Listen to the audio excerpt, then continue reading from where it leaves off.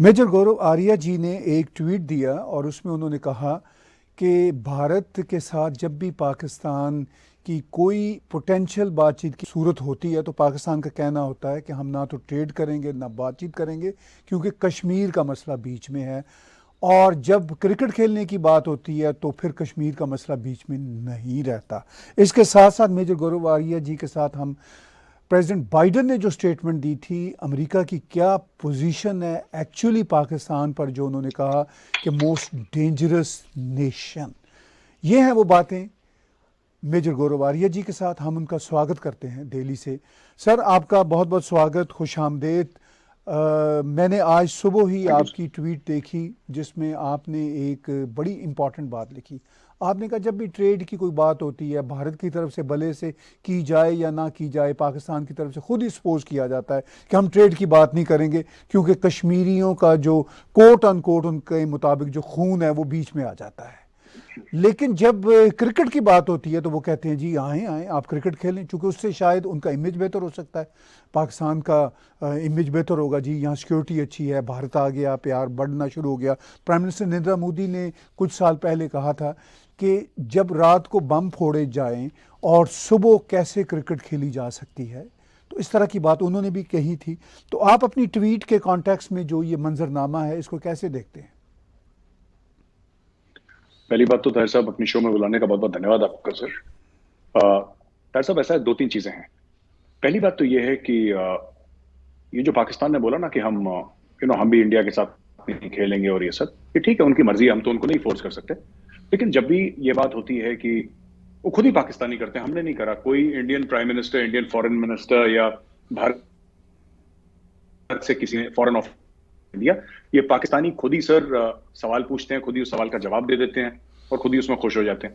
तो ऐसा है कि अक्सर ये बोलते हैं कि साहब भारत के साथ तब तक बातचीत नहीं हो सकती, तब तक ट्रेड नहीं हो सकता, तिजारत नहीं हो सकती, व्यापार नहीं हो सकता भारत के साथ, जब तक 370-35 से भारत वापस न ले। क्योंकि ऐसा करना, भारत के साथ बात करना, भारत के साथ तिजारत करना, व्यापार करना, ये कश्मीरियों के खून के साथ, कश्मीरियों की कुर्बानियों के साथ एक सौदा होगा, ये उनके साथ धोखा होगा। अब प्रॉब्लम यह है कि जब भारत के साथ इनको क्रिकेट खेलनी होती है तब कश्मीरियों का खून उबाल नहीं मारता इनके लिए, तब इनको कश्मीरियों के खून का कुछ फर्क नहीं पड़ता कि साहब कश्मीरियों का खून है और ये सब है। तब ये कश्मीरियों की, मैं बता रहा हूं, इसमें आज आप पाकिस्तानी को ये बोले कि आपके क्रिकेटर्स आईपीएल में खेल सकते हैं, आपके बॉलीवुड के स्टार्स, सॉरी, आपके जो आपके पाकिस्तान फिल्म इंडस्ट्री के स्टार्स हैं वो हॉलीवुड के बड़े बड़े प्रोडक्शंस में काम कर सकते हैं। सर, ये कश्मीर को 2 मिनट में बेच कर आ जाएंगे, इनको कोई लेना देना नहीं है।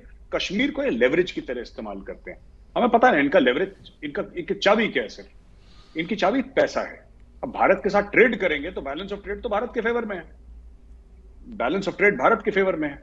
और वहां पे चाइना ऊपर से चाबी देता रहता है कि भारत के साथ मत करो, हमारे साथ करो, क्योंकि चाइना भी अपना मार्केट पाकिस्तान में बढ़ाना चाह रहा है, जाहिर सी बात है। लेकिन जब आप कहते हैं कि भारत की टीम पाकिस्तान आए तो उनको तो कई hundreds of millions of dollars का फायदा है एक मैच से पाकिस्तानी बोर्ड इतना कमा लेगा। इंडिया अगर एक मैच जाके लाहौर में खेलता है तो पाकिस्तानी बोर्ड इतना पैसा कमाएगा जो पूरे साल भर अगर ये 100 मैच खेले नहीं कमा सकते। क्योंकि यहां पे क्या होता है, जब इंडिया पाकिस्तान का मैच होगा तो 50-60 करोड़ हिंदुस्तानी टीवी खोल के बैठ जाएंगे, और यहाँ पे जो एडवर्टाइजमेंट्स की भरमार होगी, जो वहां पे टिकट सेल्स का होगा, जो वहां पे एंडोर्समेंट्स होंगी, जो प्लेयर्स की जर्सीज पे होती हैं, पूरे स्टेडियम पे होती हैं, उससे पाकिस्तान क्रिकेट बोर्ड माला माल हो जाएगा। तब इनको यह ध्यान नहीं आता है कि कश्मीरियों ने, सो कॉल्ड कश्मीरियों की आजादी की जंग है, सो कॉल्ड कश्मीरियों की सैक्रिफाइस है। तब ये अफसर फिर कहते हैं कि ये तो बायलैटरल है, ये ट्राइलैटरल है, ये ऐसा है। फिर ये लोग क्या है कि ये लोग फिर लीगल मामलों में फंसाते हैं। पर मैं कहता हूं, अगर कश्मीर के इतने पक्के हो और अपनी जबान के इतने पक्के हो तो मत खेलो इंडिया के साथ, कोई जरूरत नहीं है। जैसे ट्रेड की कोई जरूरत नहीं है, वैसे आपको क्रिकेट की भी कोई जरूरत नहीं होनी चाहिए। जी, आपने कहा कि वो जो कश्मीरियों के खून का जो कोट अनकोट मसला है वो हो जाता है इनको कि जी कश्मीरियों का खून हम रायगा नहीं जाने देंगे। तो कौन सा कश्मीरियों का खून? अगर तो मिलिटेंट आते हैं तो पाकिस्तान से ही आते हैं, कश्मीर के अंदर से कुछ रेडिकलाइज्ड एलिमेंट हो जाते हैं, लेकिन एक्चुअली तो कोई ऐसी सूरत हाल ग्राउंड पे नहीं है कि कश्मीरी चाहते हों कि वो, यानी भारत की तरफ के कश्मीरी चाहते हों कि वो कोई फ्रीडम फाइट लड़ना चाह रहे हैं भारत के खिलाफ। ऐसा तो कोई मंजर नहीं है वहाँ पे। सर, पाकिस्तान को ये डेटा डिक्लेयर करना चाहिए कि इतने भारतीय हैं। ये हमारे मुसलमान भाइयों के लिए भी बोलते हैं ये पाकिस्तानी, तो उनको डेटा डिक्लेयर करना चाहिए कि इतने भारतीय मुसलमान हैं, चाहे कश्मीर में हो चाहे कश्मीर के बाहर हो, कहीं पे भी हो, जिन्होंने पाकिस्तान की सिटीजनशिप के लिए अप्लाई करा है। एक बार तो पता लगाएं, क्योंकि ये तो अमान का गहवारा है सर। ये तो जिसको कहते हैं इस्लाम का किला है पाकिस्तान। भारत का एक मुसलमान नहीं गया सर। और मैं आपको एक और चीज बता दूं, कश्मीर के जो टेररिज्म है उसकी खासियत, मेनलैंड इंडिया से आउटसाइड ऑफ कश्मीर, ठीक है, कश्मीर के अंदर रेडिकलाइज्ड एलिमेंट्स हैं, इसमें कोई हम नकार नहीं सकते, लेकिन कोई भारतीय मुसलमान कश्मीर में नहीं गया जिहाद लड़ने के लिए। वो सीरिया जरूर पहुंच गए सर, वो सीरिया जरूर पहुंच गए इस्लामिक स्टेट के साथ लड़ने के लिए। कोई बता दे, 10 नाम ही बता दे। 30 साल की कंफ्लिक्ट है, हजारों लोग मारे गए हैं, कुछ 2 4 5 नाम हमें भी कोई समझा दे कि साहब ये है जो प्रदेश से मुसलमान चला गया कश्मीर में लड़ने के लिए, या मध्य प्रदेश से चला गया, या केरल से चला गया, या हैदराबाद से चला गया। कोई मुसलमान वहां पे लड़ने वड़ने के लिए नहीं जाता भारत से, क्योंकि उनको पता सारा फ्रॉड चल रहा है सर, ये सारा 2 नंबर का काम चल रहा है कश्मीर में। एक और इसमें पॉइंट है सर कि अगर ताहिर साहब ये जो कश्मीर में कहते हैं कि कश्मीरियों का खून है, कश्मीरियों ने खून बहाया है, और ये कहते हैं कि आजादी की आजादी की लड़ाई लड़ रहे हैं कश्मीरी, तो कश्मीरी खून, मैं कहता हूं पाकिस्तान के जो जनरल हैं उनके बेटों ने खून क्यों नहीं बहाया? मैं तो बार बार एक ही सवाल पूछता हूं कि पाकिस्तान के जो बड़े बड़े लोग हैं, जनरल्स हैं, इनके ब्यूरोक्रेट्स हैं सर, इनके जो बड़े बड़े पॉलिटिशियंस हैं जो कश्मीर के ऊपर दंदनाते हैं और कश्मीर के ऊपर कहते हैं कि बस मैं भी अपने आप को कुर्बान कर दूंगा और अपने बच्चों को भी कुर्बान कर दूंगा, तो करो ना बच्चे कुर्बान अपने, भेजो तो कश्मीर में अपने बच्चों को लड़ने के लिए। ये सर पाकिस्तान का जो गरीब तबका है ना, उनको इन्होंने ये जिहाद का गाजर खिला रखा है कि तुम जाके वहां पे लड़ो। वो आते हैं बेचारे, मारे जाते हैं 2 4 दिन में, और फिर उनकी लाशें कहीं दफना दी जाती हैं, फेंक फाक दी जाती हैं, मुझे नहीं पता क्या होता है। हमारे समय पे तो we were slightly more respectful, हम दफनाते थे, आजकल पता नहीं क्या हो रहा है, दफनाते ही होंगे सर आजकल भी। लेकिन fact of the matter is कि कोई अमीर आदमी आज तक नहीं गया। और इवन जो कश्मीरी जो हुर्रियत वाले हैं सर, जो कह रहे थे कि पाकिस्तान के साथ हमें मिलना चाहिए और बड़े पाकिस्तान के हिमायती थे, उनके बच्चे भी दिल्ली में मल्टीनेशनल कंपनीज में काम करते हैं, उनके बच्चों के पास सरकारी जॉब है। सैयद सलाउद्दीन के 5 बेटे हैं, 5 के 5 सर गवर्नमेंट और जेएनके के जॉब्स कर रहे थे, अभी उनको निकाला है हाल में। दे वर डूइंग गवर्नमेंट जॉब्स, और उनको पेंशन भी मिलती बाद में, क्योंकि 2004 के पहले का उनका जो भी इंडिया के रूल्स हैं। Fact of the matter is कि किसी भी बड़े लोग ने, ये आसिया अंद्राबी है जो इतना जहर उगलती है, ये औरत आसिया अंद्राबी, दुख्तरान मिल्लत की जो चेयरपर्सन है, जो भी है ये, इसका लड़का तो बैंकॉक में पार्टियां कर रहा है, इसका खुद का बेटा बैंकॉक में पार्टियां कर रहा है, दूसरे लड़के लड़कियों को बोलते हैं पत्थर फेंको, जिहाद लड़ो और AK-47 लेके फौज के ऊपर चढ़ जाओ। तो ये कश्मीरी लोग सर इनको पहचान चुके हैं, जो चोर लोग हैं सर, डकैते हैं, फ्रॉड लोग हैं, ठीक है। और पाकिस्तान भी पता नहीं क्यों लग्गे से लग रखा है इनके पीछे, I don't understand why, but fact of the matter is Pakistan is totally exposed. आप भेजिए, आपको जिहाद करना है कश्मीर में, जनरल बाजवा को बोलिए। साद बाजवा है उनका बेटा, दुबई में मोटे पैसे पे काम कर रहा है, दुबई की कंपनी में, जनरल बाजवा का बेटा। जनरल बाजवा बेटे अपने बेटे को कि साद बेटा बहुत हो गए, बहुत पैसा कमा लिया, अब जिहाद फी सबीलिल्लाह, चढ़ जाओ तुम इंडियन आर्मी के ऊपर, ये लो AK-47 बेटा, मेरा आशीर्वाद है, गो फाइट। या कोई कोर कमांडर अपने लड़कों को भेजे जो ऑक्सफोर्ड में, कैम्ब्रिज में पढ़ रहे हैं सर, आईवी लीग कॉलेजेस में अमेरिका में पढ़ रहे हैं, फ्लैट्स में रहते हैं सर, BMW 7 सीरीज मैंने खुद देखा है सर इनका। जो लंदन में इनका मामला है कोर कमांडर्स के बच्चों का, मैंने खुद अपनी आंखों से देखा, मैं किसी कहीं सुनी बात नहीं कह रहा। इनको बोले ना कि बेटा बहुत हो गया, ऑक्सफोर्ड में बहुत पढ़ाई कर ली तुमने, किंग्स कॉलेज लंदन में बहुत पढ़ाई कर ली, लंदन स्कूल ऑफ इकोनॉमिक्स में बहुत तुमने अपनी कलम घिस ली, अब तुम जाओ जिहाद फी सबीलिल्लाह, तुम जाओगे AK-47 लेके और जिहाद, तुम शहीद हो जाओ इस्लाम के नाम। बोले कोई? ये नहीं बोलेंगे सर। ये अजमल कसाब जैसे 2 टके के लोग सर, जिनका ना घर का पता ना किसी का पता, उनको बोला कि जाओ तुम, और वो जाके इनोसेंट लोगों को मारते हैं यहाँ पे। तो ये पाकिस्तान के जिहाद की सच्चाई, ये झूठ बोलते हैं सर ये सब। देखिए, आपने जनरल बाजवा की बात की मिसाल के तौर पर, तो जनरल बाजवा ने खुद रिसेंटली कहा कि हम भारत के साथ अब इस तरह की बातचीत करना चाहते हैं कि पिछले जो मामलात हैं वो हम भूल जाएं, मूव ऑन हो। उन्होंने इस तरह की बात की, जियो इकॉनमी की बात की। अब एक तरफ तो इस तरह की बातें पाकिस्तान की टॉप लीडरशिप की तरफ से आती हैं, मगर दूसरी तरफ से रेटरिक कम नहीं होता। आप ही ने मेरे साहब कई बार हमारे शो में कहा कि 2019 अगस्त 5 के जो रेवोकेशंस ऑफ आर्टिकल्स 35A एंड 370 थे, वो उसके बाद पाकिस्तान ने प्रैक्टिकली कुछ नहीं किया था, सिर्फ रेटरिक था। तो क्या ये अब रेटरिक उनकी कोई पॉलिटिकल कंपल्शन है, उनके कुछ लोगों को दिखाने के लिए पब्लिक कंजम्पशन जिसे हम बोलते हैं वो है, या फिर अभी भी ये उसी नाम पे कारोबार करना चाहते हैं जिहाद का? नहीं सर, ऐसा नहीं है। इसमें दो फैक्टर हैं। एक तो जनरल बाजवा ने जो बात बोली, मैं वेलकम करता हूं सर। जनरल बाजवा ने काफी मैच्योर स्टेट्समैन लाइक स्पीच दी, लेकिन Pakistan is not walking the talk sir. एक तो उन्होंने कॉलोफेल में फर्क है सर, चित्रों हिंदी में कहते हैं ना कथनी और करनी में, वो फर्क है। जनरल बाजवा ने बोल दिया, उसके ऊपर काम नहीं हुआ। 3 साल से बोल रहे हैं, उसके ऊपर काम नहीं हुआ। पहली चीज, सिर्फ बोलने से नहीं। अक्सर पाकिस्तानी ये बोलते हैं सर कि पिछला भूल जाओ। क्यों भूल जाएं? 42,000 जाने गई हैं सर कश्मीर में, 42,000। This is as per the data given to everybody in 2019 by prime minister Modi. Modi ji ने बात बोली है, 42,000 हमारी जाने गई। ये कहते हैं भूल जाओ। कैसे भूल जाए भाई? क्या एक बार जनरल बाजवा ने यह बोला कि जियो पॉलिटिक्स छोड़ के जियो इकोनॉमिक्स की तरफ जाना है? ये बहुत अच्छा स्टेटमेंट है, लेकिन एक बात बताइए, क्या जनरल बाजवा ने बोला कि कश्मीर में जो जिहाद के नाम पे आम लोगों को मारा गया, जो कश्मीर में कत्लो गारत हुई, जो खून की नदियां वहीं कश्मीर में, वो गलत है? पाकिस्तान को ऐसा नहीं करना चाहिए था? नहीं बोला उन्होंने सर, किसी पाकिस्तानी ने नहीं बोला। बस यही कहते हैं जब ज्यादा इनके ऊपर, अरे छोड़ो जी, पुरानी बातें भूलो, आगे हम दोनों भाई हैं, हम दोनों हमसाए हैं, हम दोनों का एक खाना, एक गाना, एक जैसी शादियों की रसूमात, यही सब पुराने घिसे पिटे डायलॉग मारते हैं। बात यह है कि has general Bajwa condemned the जिहाद इन कश्मीर? क्या जनरल बाजवा ने मुंह से भी एक जुबान खर्ची जो होती है, क्या वो जनरल बाजवा ने बोला कि अच्छा? दूसरी चीज आप ये कि ये आपने बात बोली कि 5 अगस्त 2019 रेवोकेशन ऑफ 370-35 है, पाकिस्तान ने सिर्फ जुबानी कुछ बात बोली, करा कुछ नहीं। सर ऐसी बात नहीं, मैं आपको बताता हूं बेसिकली पाकिस्तान का क्या है मामला ना। मैं अक्सर ये बात डिस्कस, फौज में कहते हैं सर कि इंटेंट और कैपेबिलिटी की बात होती है आर्मी में। Whenever we talk about intent and capability. जब पाकिस्तान की कैपेबिलिटी थी, जब पाकिस्तान की हैसियत थी, आपका इरादा क्या है और आपकी हैसियत क्या है? ये दो चीजें होती हैं कोई भी ऑपरेशन को मुकम्मल करने के लिए, इरादा और हैसियत। पाकिस्तान का इरादा है, आज की तारीख में हैसियत नहीं है। जिस दिन पाकिस्तान की हैसियत हो जाएगी सर, रातों रात इरादा बदलने में कितना टाइम लगता है? इरादा बदलने में कितना टाइम लगता है सर? वो जनरल अशफाक परवेज कियानी थे, पाकिस्तान के आर्मी चीफ, वो यही तो कहते थे कि once you have capability, intention can change overnight. अगर आपके पास सलाहियत हो, आपके पास वो काबिलियत हो, तो इरादे तो आपके रातों रात बदल जाते हैं सर। तो अभी पाकिस्तान अगर शांतिपूर्ण है, अगर पाकिस्तान अमन की बात कर रहा है, अगर पाकिस्तान ये कह रहा है कि साहब हम अमन चाहते हैं भारत के साथ, वो पाकिस्तान इसलिए कह रहा है कि पाकिस्तान एफएटीएफ के अंडर है सर। पाकिस्तान लोन अभी आज उन्होंने मांग करी है 30 अरब डॉलर की। शहबाज शरीफ ने दुनिया से बोला है कि हमारा इतना पाकिस्तान डूब गया, हमें 30 अरब डॉलर चाहिए।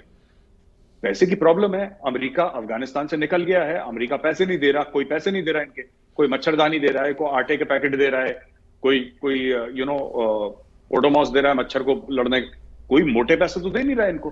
किसी ने अरबों डॉलर की बात नहीं करी पाकिस्तान के साथ। अब जो करेगा बाद में करेगा, लेकिन जो लोग खत्म हो गए पाकिस्तान के हजारों की तादाद में, जो अरबों की तादाद में जो प्रॉपर्टी चली गई है, वो तो वापस नहीं आने वाली, वो तो गई सर।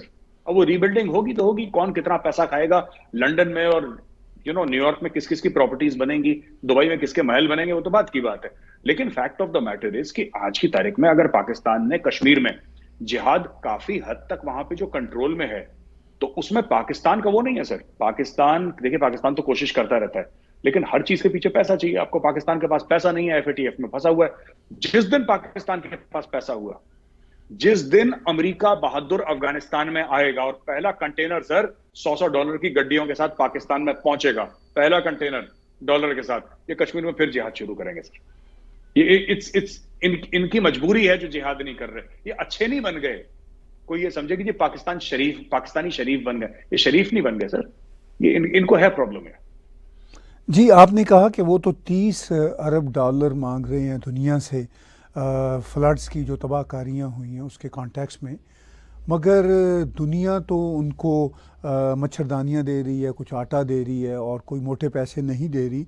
दुनिया अब इस पोजीशन में भी शायद नहीं है और दूसरी बात यह है कि पाकिस्तान के हवाले से अमेरिका की पॉलिसियां बदल गईं और सदर जो बाइडन ने रिसेंटली मोस्ट डेंजरस नेशन कहा, अगरचे उसके बाद कहा है स्टेट डिपार्टमेंट के एक स्पोक्स पर्सन ने कि हम समझते हैं कि पाकिस्तान के जो एटॉमिक एसेट्स हैं उनकी लैंग्वेज में कोट अनकोट वो महफूज हाथों में है।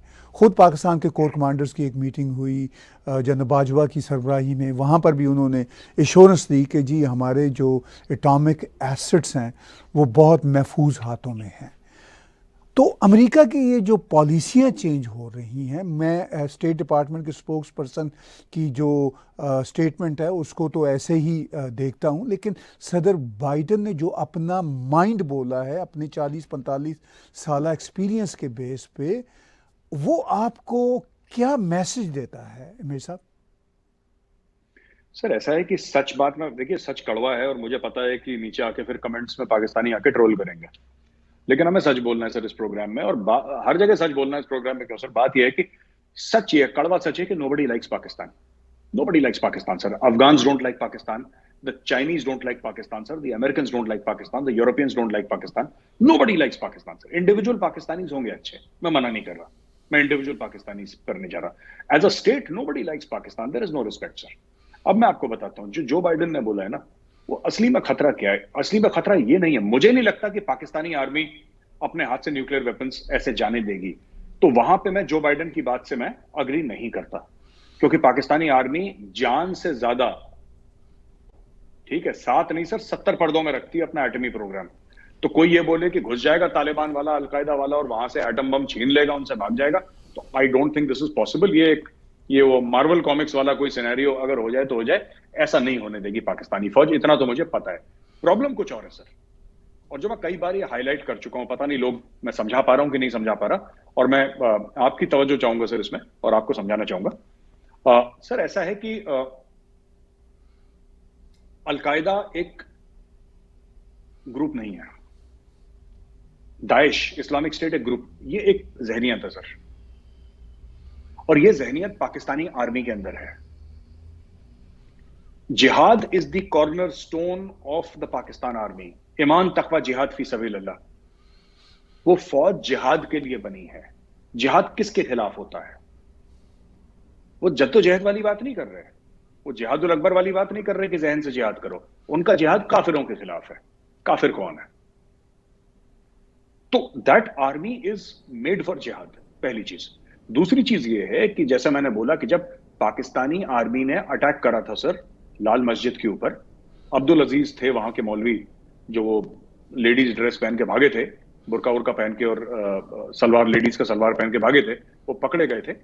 लाल मस्जिद के बाद जो मुशर्रफ के ऊपर अटैक हुआ वो किसने करा था? पाकिस्तानी एयरफोर्स वालों ने करा था। Serving personal of the Pakistani air force attacked their own president and army chief. मैं ये आपको बोलना चाहता हूं सर कि रेडिकलाइजेशन ये बाहर से खतरा नहीं है।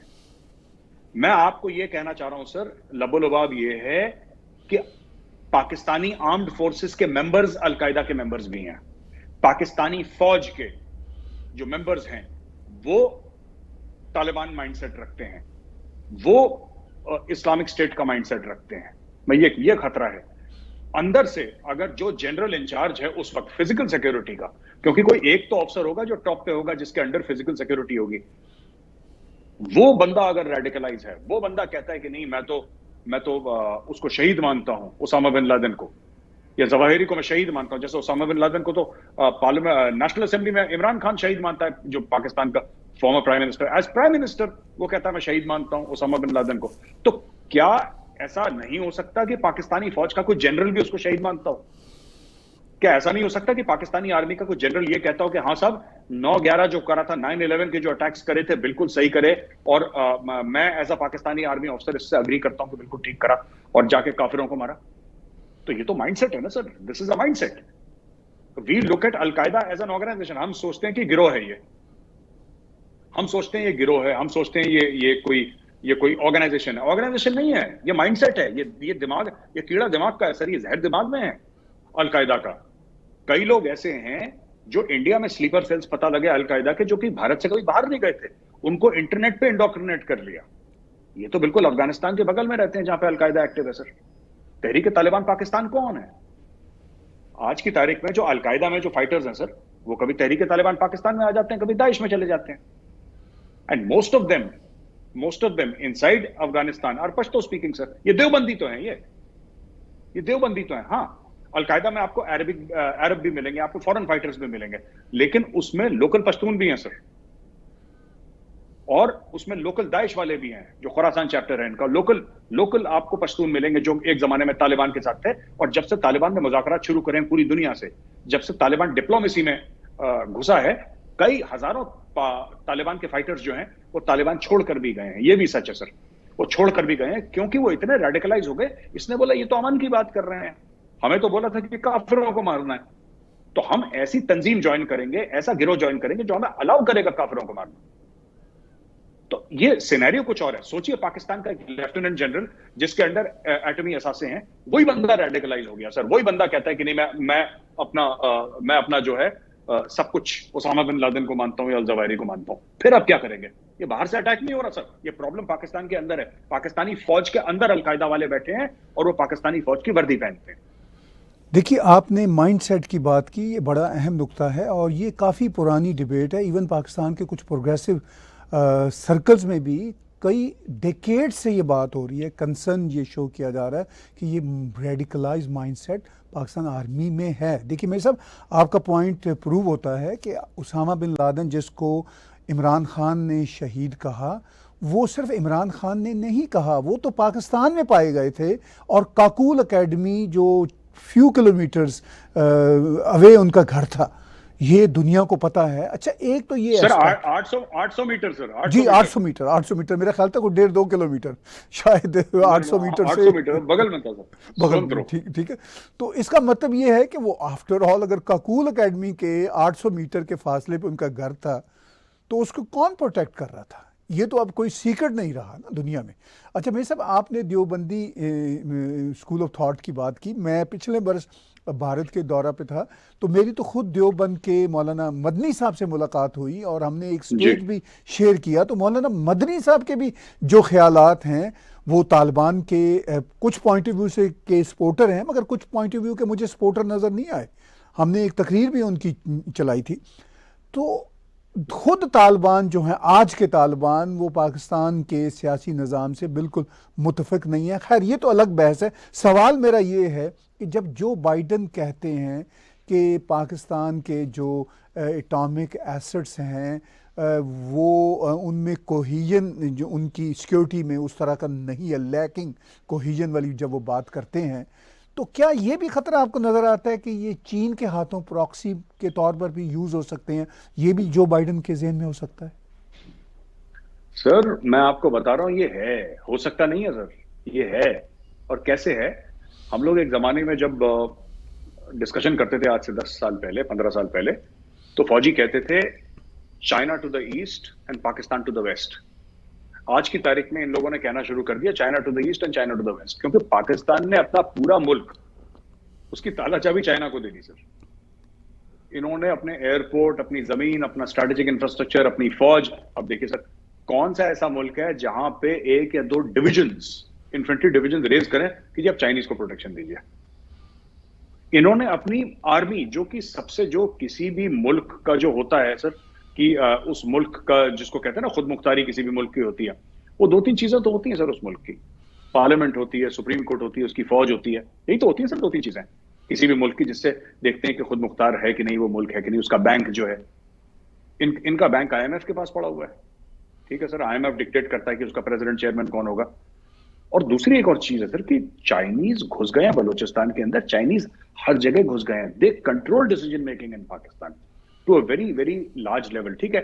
आर्मी का अभी भी राब्ता बड़ा अच्छा है और बड़ी अच्छी रिलेशनशिप्स हैं पाकिस्तान, अमेरिकन आर्मी के साथ, या पेंटागन के साथ, I should say, not American army but pentagon, वो उसके साथ उनके बड़े अच्छे हैं, क्योंकि सब पढ़े लिखे तो वहीं पे हैं सर। ये आर्मी के सारे कोर्सेज उन्होंने अमेरिका के करे, चाइना के कोर्सेज तो किसी ने करे नहीं है। लेकिन fact of the matter is कि China controls Pakistan for all practical purposes sir, और ये भारत के लिए बहुत बड़ा खतरा है। और जो भी पाकिस्तान करता है वो चीन के कहने पे करता है। कल अगर चाइना पैसा दे दे, आज तो चाइना ने मना कर दिया ना, चाइना ने बोला कि हमको इनको टेंट वेंट दे दिया सर चाइना ने, जब बाढ़ आई थी। चाइना ने पैसे वैसे दिए नहीं कोई ज्यादा, लेकिन बात यह नहीं है कि दुनिया में डोनर फटीग है। $450 मिलियन प्रिंस मोहम्मद बिन सलमान ने $450 सर यूक्रेन को दिए हैं, ह्यूमैनिटेरियन असिस्टेंस। कि आपके यहाँ जंग हो गई है और हम आपको ये पैसा देना चाहते हैं, उन्होंने दिए हैं। सऊदी अरब ने कितने दिए पाकिस्तान को? बिरादर इस्लामी मुल्क और तुसी भी मुसलमान थे, सानू भी मुसलमान, ये सब देखिए ना झूठी बातें हैं, दुनिया ऐसे नहीं चलती। लेकिन अब ऐसा कर दिया। जो आपका सवाल है ना सर कि क्या China 100% they are under Chinese control, क्योंकि चाइना इनको फंड करता है। और इन्होंने चाइना से, देखिए अमेरिका ने जो पैसे दिए वो अमेरिका ने वापस नहीं मांगे इनसे सर। ठीक है, आईएमएफ जो दिया, आईएमएफ के साथ इनकी क्या डील है मुझे नहीं पता, लेकिन जो अमेरिका ने पैसे इनको दिया अरबों $, वो अमेरिका ने इनसे वापस नहीं मांगे। चाइना तो सर गुर्दा कलेजी निकाल के रख लेगा इनकी, इनको पता है चाइना छोड़ने वाला है इनको, बिल्कुल नहीं। एक दिन अगर शहबाज शरीफ चाइना गया सर, तो इन्होंने कमरे में बैठा लेना है शहबाज शरीफ को कि भाई तू बैठ जा, पहले किस्त देकर जाना, वरना don't go back to Pakistan. तुम इधर ही बैठो और इधर ही नूडल्स खाओ तुम हमारे साथ, इधर ही चाउमीन तुम्हें पेश करते हैं और तुम हिलोगे नहीं यहां से जब तक तुम पैसा नहीं दोगे। They will do that to him, they will do that to him because Chinese are very particular about money और they are highly professional in that case. कि मतलब पैसे वैसे के मामले में यारी दोस्ती नहीं है उनकी। बाकी मैं चाइनीज के साथ काफी डील कर चुका हूं sir. When I was before my media with Republic sir, मैं एक कंपनी के साथ था, मैं चाइना कई बार जा चुका हूं। एंड इस मामले में, पैसे के मामले में चाइनीज आर वेरी पर्टिकुलर। आप उनके साथ शाम को बैठिए, पार्टी करिए, हा ही सब कुछ है। जहां पे धंधे की बात है ना, चाइनीज अपने बाप को नहीं छोड़ता sir. They are very clear sir, Chinese are very clear in terms of business, very sharp and astute businessman. और पाकिस्तान ने तो सब कुछ उनके हाथ में रख दिया सर। कि इंडिया को खतरा क्यों नहीं? बिल्कुल है खतरा। यानी इंडिया को ये खतरा हो सकता है या दुनिया को ये खतरा हो सकता है, क्योंकि अब ये इंडिया का खतरा नहीं रहा। जो बाइडन का सबसे बड़ा कंसर्न इस वक्त चाइना बना हुआ है, उनको भी ये खतरा हो सकता है कि कहीं पाकिस्तान उनके हाथों एक प्रॉक्सी के तौर पर इस्तेमाल ना हो अगेंस्ट द वर्ल्ड। चूँकि ख़तरा ये है कि पाकिस्तान की आर्मी मेरे साहब तो अमेरिका के साथ काम करना चाहती है, लेकिन अमेरिका अब वो मदद नहीं कर रहा पाकिस्तान की। आपने बात की, प्रेसिडेंट ट्रंप ने भी कहा था कि हमने $33 बिलियन से ज़्यादा एड दी, कर्जा नहीं था, और ये हमारे साथ पाकिस्तान ने किया। अब इशू ये है कि पाकिस्तान की आर्मी, पाकिस्तान की एलीट इस बात को समझती है कि हमें चाइना के चुंगल में नहीं फंसना चाहिए, मगर उनके पास कोई चारा नहीं है। तो ये सिनेरियो कैसे देखते हैं आप? नहीं सर, ये सिनेरियो, ये देखिए, मैं आपको साफ सीधी बात बताता हूँ। स्टोरी सिंपल है और स्टोरी ज्यादा कॉम्प्लिकेटेड नहीं है। सबके सबने 2-2 पासपोर्ट पकड़े हुए हैं सर, और सबको पता है। मैं कोई बोले कि जी बड़े मासूम हैं, पाकिस्तान का अशराफिया उसको नहीं पता, पाकिस्तान की जो क्रीम है, टॉप लोग हैं जो पाकिस्तान चलाते हैं, उनको कुछ नहीं पता, मासूम, ऐसा नहीं है सर। सबको सब कुछ पता है। Everybody knows every single thing. और मैंने कितने पाकिस्तानियों से बात करी है सर, कितने पाकिस्तानियों से, और सब at some point in time सबके मन में यह है कि जिस दिन हमारे पास पैसे होंगे हम मुल्क छोड़ के बाहर चले जाएंगे, because they see no future in Pakistan. मैंने नहीं देखा सर सब। और ऐसी बात नहीं कि भारतीय बाहर नहीं जाते, इंडियंस भी बाहर जाते हैं, लेकिन जितना एक डिप्रेशन पाकिस्तान में है कि हमारा मुल्क कहां जा रहा है, वो डिप्रेशन और किसी, वो अफ्रीकन कंट्रीज में नहीं होता सर। इनके जबरदस्त डिप्रेशन है। दूसरी एक और चीज है सर कि मुझे ऐसा लगता है कि ये सारी की सारी जो फसाद की जड़ है, सारी फसाद की जड़ सिर्फ एक है कि sir there is no loyalty towards the country. Dual passport है सबके, सबके इन्वेस्टमेंट्स बाहर हैं। आप कनाडा में रह रहे हैं सर, इस वक्त आप कनाडा से बात कर रहे हैं, कनाडा में दुनिया भर के पाकिस्तानी वहां पे, और जिसको मौका मिलता है वो मुल्क छोड़ेगा। तो sir there is no loyalty towards Pakistan. ठीक है, पूरा पाकिस्तान सिर्फ एक चीज पे आजकल बैलेंस हो रखा है, और 75 साल से सर, जब से पाकिस्तान बना है और हम जब से आजाद हुए हैं, that is on Hindu hatred and India hatred sir.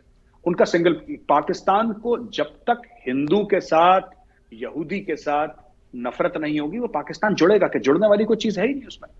Pakistan is an acronym sir, it's not a country, it's an acronym. वो जुड़ेगा कैसे? उसमें जुड़त क्या होती है? जैसे भारत कहता है, भारत ये कहता है कि हम हजारों साल पुराने सिविलाइजेशन है।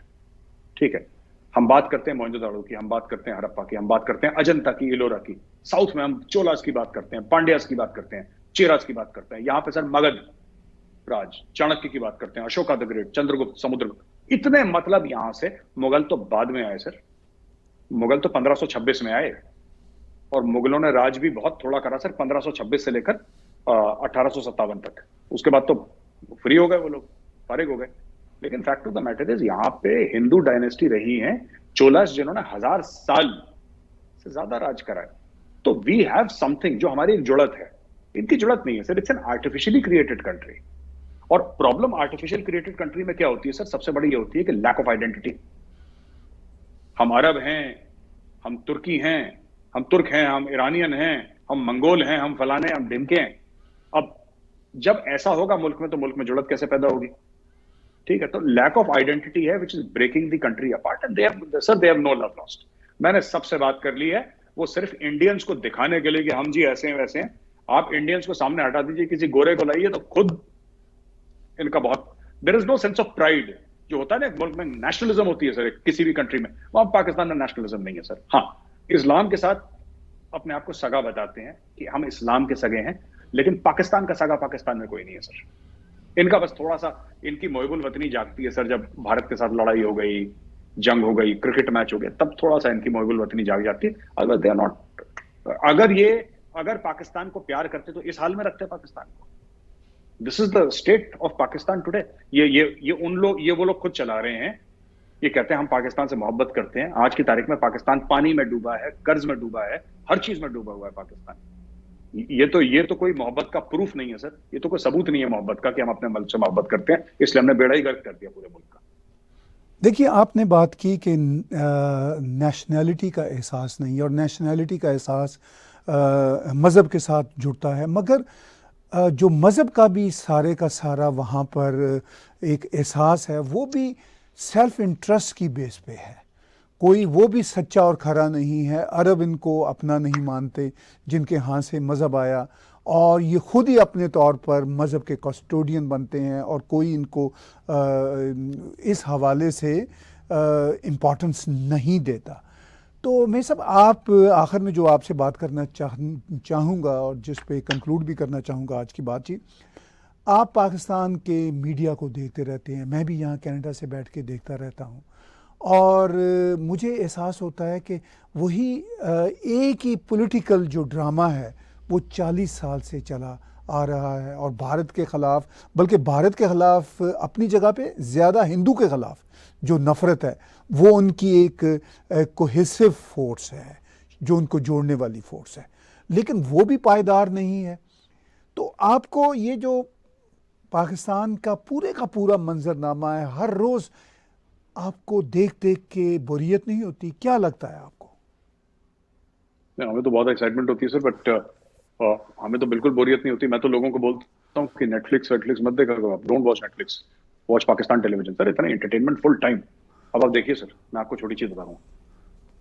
एक साबिक वजीर आजम को टेररिस्ट घोषित कर दिया, ठीक है सर, कि इमरान खान टेररिस्ट है। होम मिनिस्टर को अरेस्ट करने के लिए पंजाब पुलिस आ रही है, ठीक है सर। इस्लामाबाद की पुलिस किसी और को जा रही है अरेस्ट करने के लिए। सब एक दूसरे को अरेस्ट करना चाह रहे हैं, सब एक दूसरे के ऊपर। अच्छा, 1/3 मुल्क पानी के नीचे है, 4 करोड़ लोग नंगे आसमान के नीचे सो रहे हैं, उनकी कोई बातचीत कर ही नहीं रहा। Nobody is bothered about them. इनकी तरफ से कल मरते हैं, आज मरते हैं, अभी मरे। ये आपस में अपनी साजिशें, ये वो इसी में लगे हुए हैं सर। तो ये जिसको जो बौना कहते हैं ना, जो कद में बौना होता है, जो ड्वाफ होता है, ये बौनी इनकी मानसिकता है सर, बौनी जहनियत है इनकी।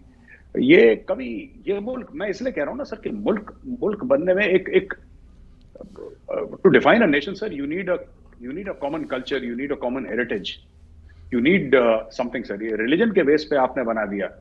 देखिए, यहूदियों ने भी बना दिया सर, इजराइल बना दिया, लेकिन 2500 साल से they have suffered, the Jews have suffered for 2500 years. That is why you cannot defeat Israel, sir. That is why all these Arab states get together and they cannot defeat Israel, because they have suffered for 2500 years, sir. वो मजबूत हो गए हैं, Jews तगड़े हो गए हैं sir, अब उनको हराना नामुमकिन है। So पाकिस्तान में सर ये जो आइडेंटिटी क्राइसिस है, क्या है, जुड़त क्या है इनकी? जुड़त यही कि 72 तो फिरके इनके इस्लाम के हैं वहां पे पाकिस्तान के अंदर, और सब ने एक दूसरे के ऊपर सर FIR डाल रखे हैं, और सब ने एक दूसरे के ऊपर फतवे डाल रखे हैं कि ये मौलवी गलत है, झूठ बोलता है, इसको टांग दो, इसको जला दो, इसको जमीन में गाड़ दो, ये काफिर है। सब ने एक दूसरे के ऊपर कर रखे हैं सर फतवे। और ये ऐसा मुल्क है जो कि इस्लाम के ऊपर क्रिएटेड हुआ था, जहां पर मुसलमान को मारते नहीं थकता सर। रोज मुसलमान को मार रहा है, एक ऐसे मुल्क में जो बना मुसलमानों की हिफाजत के लिए था। तो ये कैसे सक्सेसफुल हो सकता है सर?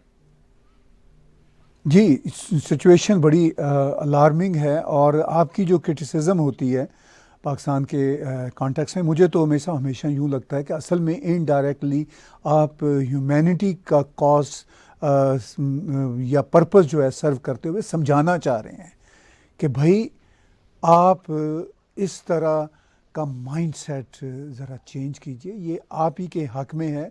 ये सब बातें जो आपकी खरी खरी बातें होती हैं, ये असल में समझाने के लिए मैं तो इनको यूँ लेता हूँ। आखिर में ये बताइए कि चाणक्य फोरम में और आप क्या कुछ ला रहे हैं जो आपका एक बहुत ही बढ़िया थिंक टैंक है? बस सर, नए नए आर्टिकल्स ला रहे हैं हम। चाणक्य डायलॉग्स फिर से सेकंड एडिशन अभी लॉन्च हो रहा है सर। नवंबर के महीने में लॉन्च हो जाएगा सेकंड एडिशन। और बस यही चल रहा है सर। कोशिश कर रहे हैं कि जो बड़े बड़े जो दानिश्वर हैं भारत में, अब्रॉड, उनके साथ बातचीत करी जाए। और सबसे बड़ी बात यह है कि सर लोगों को, एक जमाने में ये था, I am in my own very small way sir, मैं छोटा मुंह बड़ी बात कर रहा हूँ because I am not a big man sir, लेकिन मैं अपनी कोशिश कर रहा हूँ सर। कि कोशिश ये है कि मेरी कि जो स्ट्रेटेजिक अफेयर्स हैं, जो जियो पॉलिटिक्स है, जो नेशनल सिक्योरिटी है, वो आम आदमी भी समझे। ये सिर्फ वो नॉर्थ ब्लॉक और साउथ ब्लॉक तक महदूद ना रह जाए भारत में ना, कि सिर्फ कोई बड़ा कोई सीनियर डिफेंस का जो होगा या कोई सीनियर कोई डिप्लोमेट होगा वही इसके बारे में बात करेगा। मुझे लगता है कि बच्चों को, स्कूल के बच्चों को भी इसके बारे में बातचीत करनी चाहिए। हाँ, इतनी नॉलेज नहीं है उनको, कोई बात नहीं, that's all right, but interest आना चाहिए हमारे देश के बारे में और हमारी जियो पॉलिटिक्स। तो इसको जो डेमोक्रेटाइज करना हुआ इस एक तरफ से, कि मतलब उसको सब लोग समझें। It should reach to the common man in the language they understand. तो चाणक्य फोरम का सारा मामला ये है सर कि मतलब the reason why I created Chanakya forum, मैंने चाणक्य फोरम जो स्टार्ट करा इसीलिए करा कि मतलब जो आम आदमी है सर, जो ऑफिस जाता है अपना, सवेरे 9 बजे जाता है, रात को 5, 6, 7 बजे लौटता है, वो समझे जियो पॉलिटिक्स, वो समझे फॉरेन अफेयर्स, उसको पता होना चाहिए। क्योंकि सर वो अपनी जिंदगी में ना ऐसी वो परेशान रहता है ईएमआई में और घर वालों के देखभाल में और बच्चे, बीवी, माँ बाप। तो मैं उस इट फोकसेस ऑन एवरीबॉडी। आम आदमी जो सड़क पे चलता आम आदमी है, he should understand Jio politics. उसको ये पता होना चाहिए सर कि यूक्रेन और रूस के बीच में लड़ाई हुई क्यों आखिर, इससे भारत को क्या फर्क है। हजारों किलोमीटर दूर जो मुल्क है, उससे भारत को क्या टेंशन है, दुनिया को क्या टेंशन है। ही मस्ट नो कश्मीर में क्या हो रहा है, ही मस्ट नो पाकिस्तान ऐसा क्यों रिएक्ट कर रहा है, उसको पता होना चाहिए। So then he can make an informed opinion on any matter. तो वहां पे हम लोग वो स्पेस थोड़ा सा ऑक्यूपाई करने की कोशिश कर रहे हैं। अभी सर रास्ता बहुत लंबा है, अभी तो कई साल लग जाएंगे इसके पहले, लेकिन कोशिश जारी है सर। बहुत शुक्रिया मेरे साहब, हम बहुत शुक्रगुजार हैं आपके। आपने कहा रास्ता बहुत लंबा है। कोई भी थॉट प्रोसेस का प्रोजेक्ट हो, चाहे वो मीडिया हो, चाहे थिंक टैंक हो, वो रास्ता ना ख़त्म होने वाला है, वो रास्ता ही मंजिल होता है। बहुत बहुत धन्यवाद, आप हमारे साथ शरीक हुए और व्यूज़ बातचीत सुनी आपने मेजर गौरव आर्या जी की। और इनका जो चाणक्य फोरम है उसके ऐप्स भी डाउनलोड कीजिए, इसके साथ साथ टैग टीवी के ऐप्स भी आप डाउनलोड कीजिए। 24/7 watch Tag TV through our apps and watch our news and views. आज का बिला तकल्लुफ़ तज़िया मेरे साथ और मेजर गौरव आर्या जी के साथ देखने और सुनने का बहुत बहुत शुक्रिया।